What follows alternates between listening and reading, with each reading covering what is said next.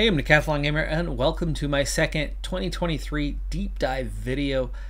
Last time out, I went over the gaming decathlon, the progress that I had been making throughout the year with specific games, and then I also talked about how it is that I started up the channel in the first place. Today I will pick up with where I left off with game progression, and then I will switch over the topic to why I keep doing this. Beginning with rationale, many of you would think the easy answer on that one would be finances. If you're making money, it's a job, and therefore, well, potentially YouTube can make a lot of money. The reality of that is very different for a channel my size, 5,300 subscribers, lifetime in 5+ years of YouTube content. 1.7 million views, over 260,000 hours of watch time, which is awesome. I mean, that is a fantastic stat. And yes, it's obvious that 5.3K subs is still a small channel. As far as the views go, the primary watch time and view consumption that I have is from existing subscribers, longtime followers of the channel, or at the very least, people who are back and absorbing that content on a regular basis. It's still a small channel, but it is far from tiny by any stretch of the imagination. But I'm also still quite some ways away from being a medium-sized channel. Now, when it comes to YouTube, medium-sized channels are where things begin to become an actual job for someone, where they're actually earning enough income that they do not have to do other work. Now, most of you know me. I own a daycare. I was a teacher for 10 years, high school, middle school, history and geography, English. When I opened the daycare, I left the classroom, though I remained at the same school that I was at prior as a coach. Right now it's the middle of track season. I'm the boys' head coach and also the high jump coach for the track team.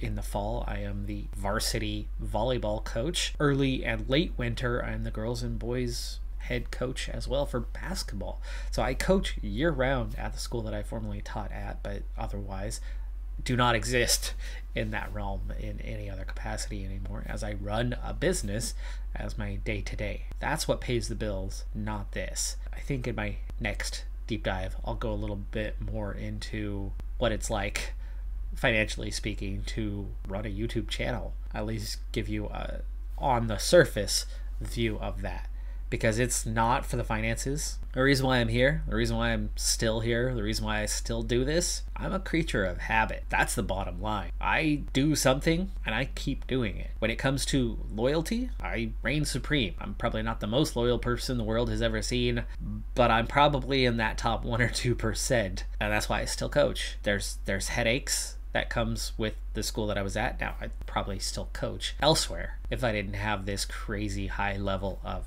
loyalty in me. But because of it, I commit to something, and I commit to it, and I do it. And once you make a habit of something, it sticks unless you break habits. So going on vacation recently, going to the Philippines for near 3 weeks, and taking that time off from the channel, the first couple days back was rather difficult, and it took me a bit to get back into the swing of things because I'm such a creature of habit, and breaking habits is devastating for me. If you ever followed my Zwift series about 1.5 years ago, that's exactly what ended up happening. I had a routine, it was going great. I missed it for like 1 day, and 1 day suddenly became 3 days, and then 3 days suddenly became I was done. It happened very, very rapidly. The breakdown of that. In addition to just it being a habit, grew up with video games. I grew up in the era where they were just becoming a thing. I had an Atari as a kid. I played an Atari. I played Space Invaders and Asteroids as kind of primary games. Donkey Kong as a primary game when I was first starting out. And when the NES, the Nintendo Entertainment System, came out, I was all over it. I didn't live on it. I was very athletic. I spent a lot of time outside. I spent a lot of time doing what kids did in the 80s and 90s. But I always enjoyed video games. I didn't spend absurd amounts of time on them. I certainly was active in those other areas, but I enjoyed video games.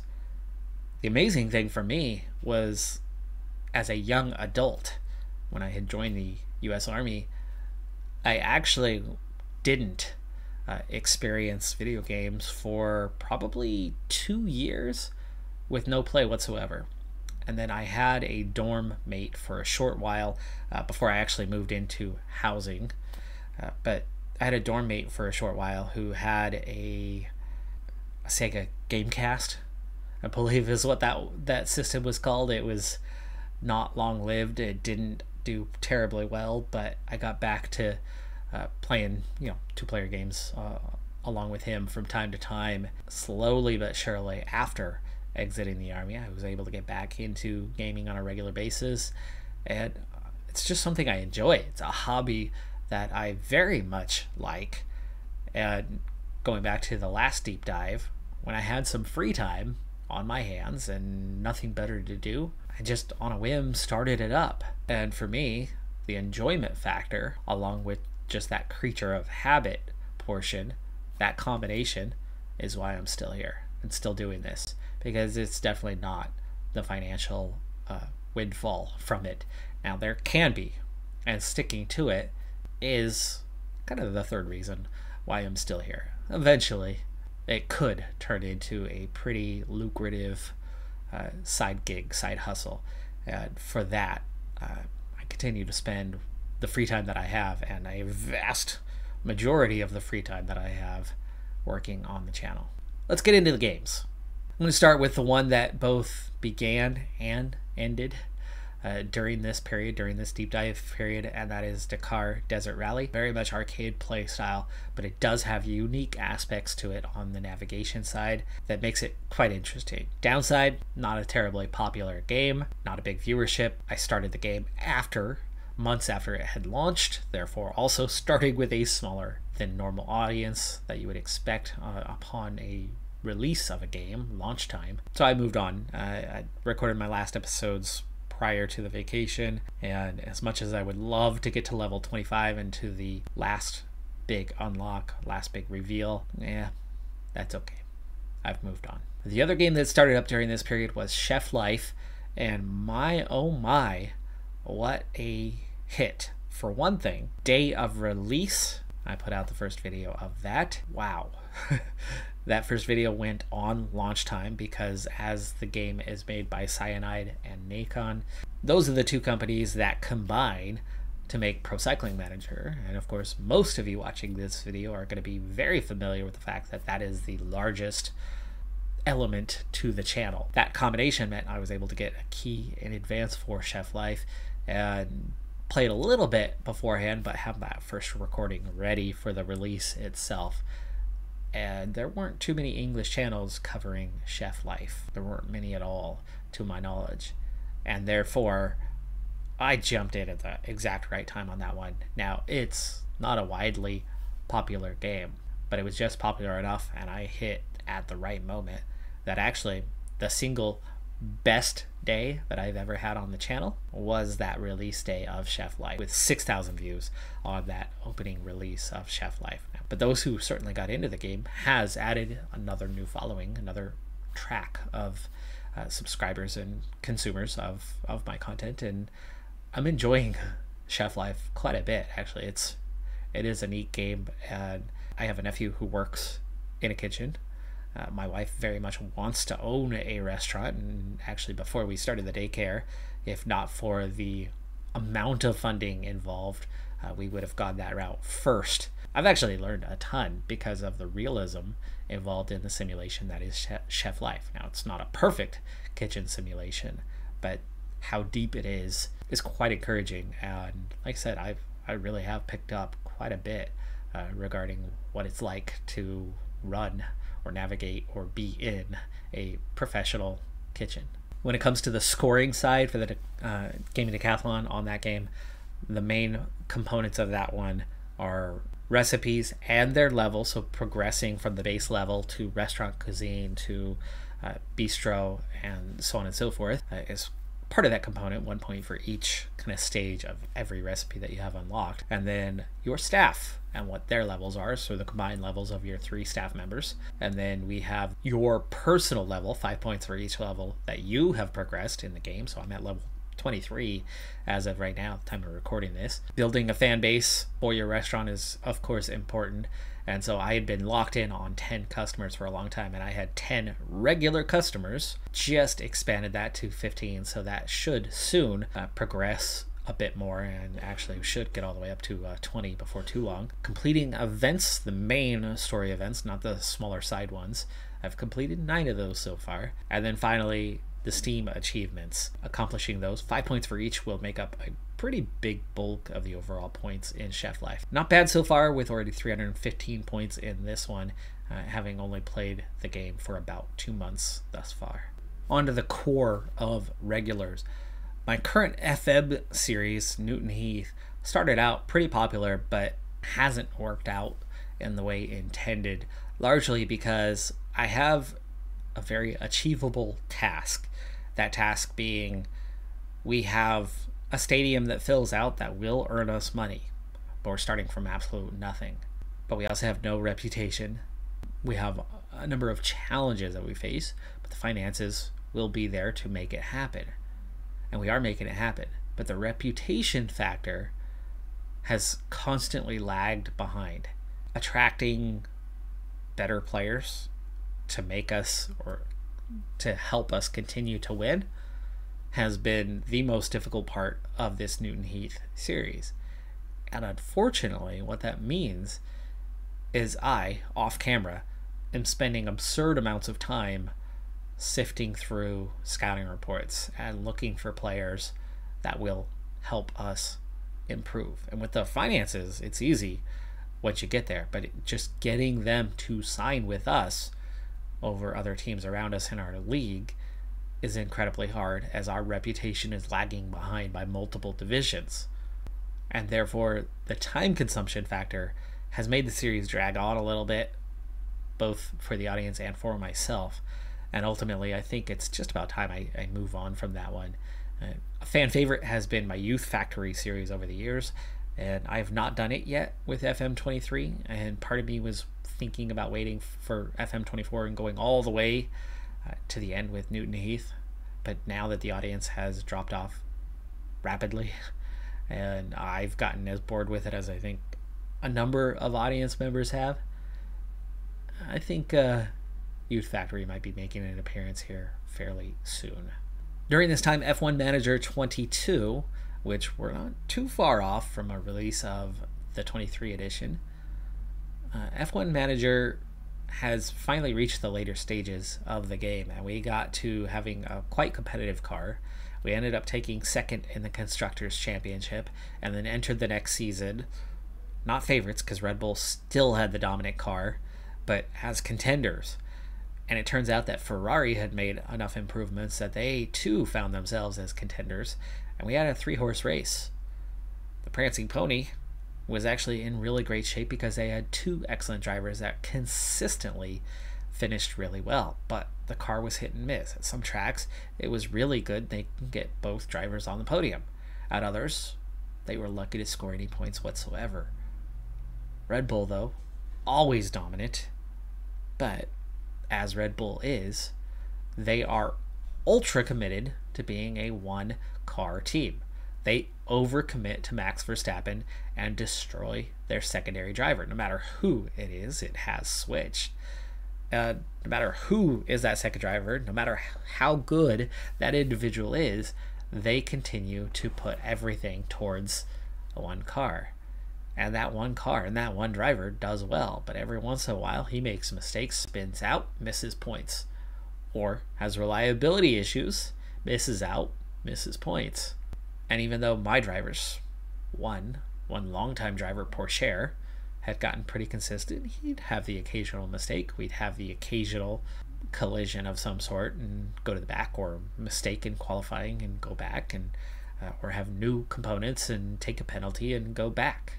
So we had issues, we had challenges to overcome, but Porsche was pretty dang consistent, ended up second in the Drivers' Championship just behind Verstappen.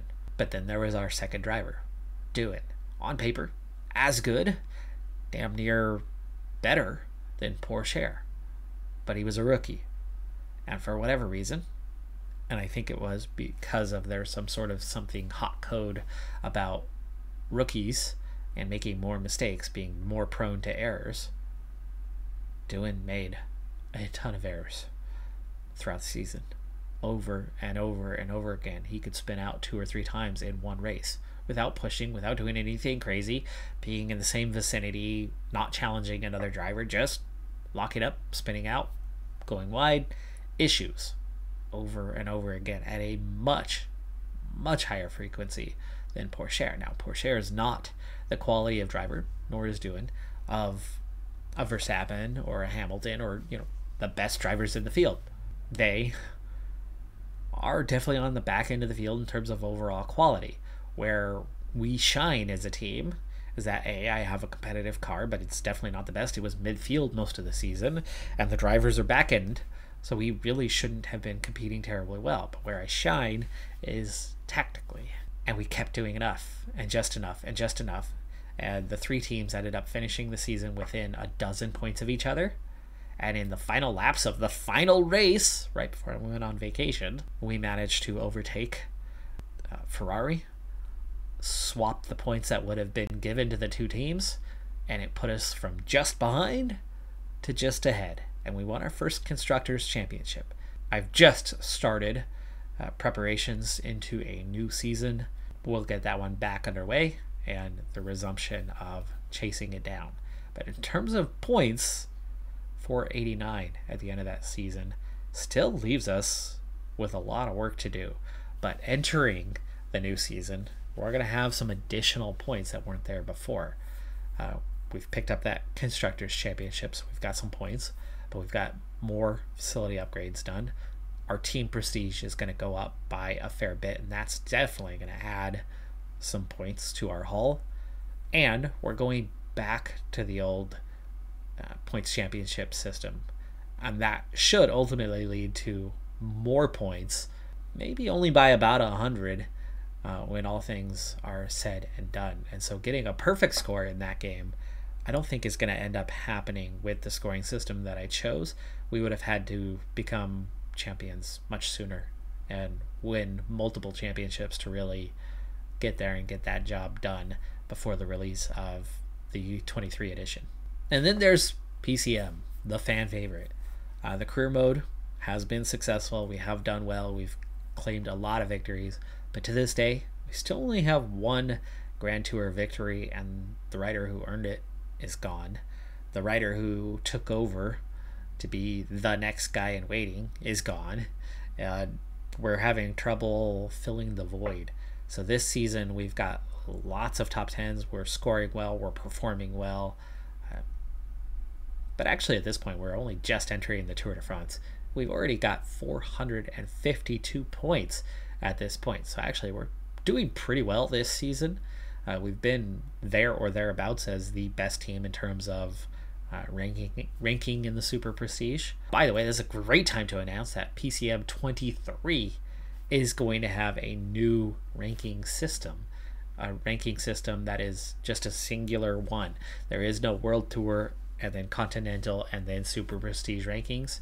There will be a single combined ranking with those Continental races amounting to fewer points, those World Tour races amounting to more points. So the higher the level and the better the performance there, the more points you're going to ultimately end up earning, and that will be the point system. Now, as for promotion relegation, sounds like that's still going to be the exact same system as before. The highest supported series right now is Dragons, and that is a series that has gone incredibly well. When I thought up the idea, I was impressed with myself on what it was we were going to try to accomplish, and most of you have agreed with me on that one, and I keep getting almost every episode at least a comment or two regarding how much people really enjoy that series. I'm all the way into season 6 already, progressing quite rapidly, but season 6 has slowed down drastically compared to the previous 5 seasons, as we finally made it to the second tier. We got out of Continental into Continental Pro, and in Continental Pro, we find ourselves battling. It's still early enough in the year that the points haul that we have, which is 207, is going to quite easily eclipse the best total that we had in previous years of 275. This year we got into a number of World Tour races based on a strong performance in the Super Prestige rankings compared to the other Continental teams last season, enough so that we got invited to almost every classic World Tour race there is. And as a result, well, we didn't perform very well. We barely qualified for Continental Pro, and we don't have a very good team. But we squeezed out a bunch of top 10s, and those top 10s have combined well to give us a pretty good haul and put us in position for the same sort of thing next season. We've just gone through the signing period and super stoked by it because for the first time we have a proper 6-star prospect as a stage racer who, if we can hang on to the guy for very long, looks to be the guy that will take us to a whole new level. I'm super excited by that prospect. But we are also now just a couple months away, not even a couple months actually, really just a month and a half away from the release of PCM 23. And so with that coming, the series is only going to last so long. This is a good time to ask you a question that you can definitely respond to down in the comments below. Do you think, as we are expecting PCM 23 to largely resemble the systems that we have in place for PCM 22, do you think I should do another variation of the dragons? Some of you are trying to do the same concept alongside myself with your own playthroughs, and some of you are talking about how you're using Africa for it and struggling with it. And I think that is the approach that I want to take for PCM 23. I want to do a dragons type series based out of Africa.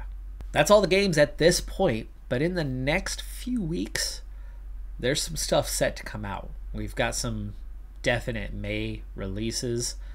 Tennis Manager is definitely coming back to the channel if you haven't seen it yet. I'm actually in the trailer for Tennis Manager, the game itself. Those early June releases, of course, of Pro Cycling Manager and the Tour de France title. I'm looking to play that one a lot more this year than last.